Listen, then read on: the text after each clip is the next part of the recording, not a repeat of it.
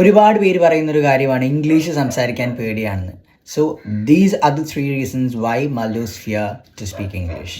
ആദ്യത്തെ എന്ന് പറയുന്നത് മലയാളികളുടെ സ്ഥിരം സ്വഭാവ ഗുണമാണ് ഫിയർ ഓഫ് ജഡ്ജ്മെൻറ്റ്. മറ്റുള്ളവർ എന്ത് വിചാരിക്കും, ഞാൻ ഇംഗ്ലീഷ് സംസാരിക്കുന്നത് തെറ്റിക്കഴിഞ്ഞാൽ മറ്റുള്ളവർ എന്ത് വിചാരിക്കുന്നത്. ആക്ച്വലി ആൾക്കാർക്ക് ഒന്നും തന്നെ, പലർക്കും ഇംഗ്ലീഷൊന്നും നന്നായിട്ടൊന്നും അറിയുന്നില്ല. അതുകൊണ്ട് നിങ്ങൾ സംസാരിക്കുമ്പോൾ അവർ നിങ്ങളെ ജഡ്ജ് ചെയ്യുന്നതിന് അവർ ഉള്ളിൽ വിചാരിക്കുന്നുണ്ട്, അയ്യോ ഇവൾ നന്നായിട്ട് സംസാരിക്കുന്നുണ്ടല്ലോ, എനിക്ക് സംസാരിക്കാൻ പറ്റുന്നില്ല എന്നുള്ളൊരു തോട്ടായിരിക്കും അവരുടെ മനസ്സിലുണ്ടാവുക. നേരെ തിരിച്ചുണ്ടാവുക. മിക്ക ആളുകളും അങ്ങനെ തന്നെയാണ്, എല്ലാവർക്കും നന്നായിട്ട് സംസാരിക്കാനൊന്നും അറിയില്ല.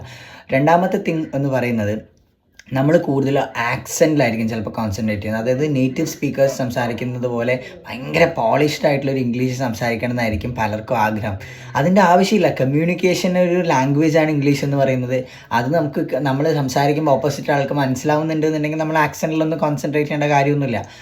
മൂന്നാമത്തെ കാര്യം എന്ന് പറയുന്നത്, ഇമ്പോർട്ടൻ്റ് ആയിട്ടുള്ള ഒരു കാര്യം എന്ന് പറയുന്നത്, നമുക്ക് ലിമിറ്റഡ് ആയിട്ടുള്ള ഇംഗ്ലീഷ് പ്രാക്ടീസ് മാത്രമേ ഉള്ളൂ. നമ്മൾ പഠിക്കുന്ന കാലത്താണെങ്കിലും നമുക്ക് റൈറ്റിങ്ങിലും റീഡിങ്ങിലുമാണ് നമ്മുടെ സ്കൂൾസിൽ കോൺസെൻട്രേഷൻ തന്നിരിക്കുന്നത്, സ്പീക്കിങ്ങിലല്ല. അതിൻ്റെ ഒരു പ്രശ്നം നമുക്ക് ഒബ്വിയസ്ലി ഉണ്ട്.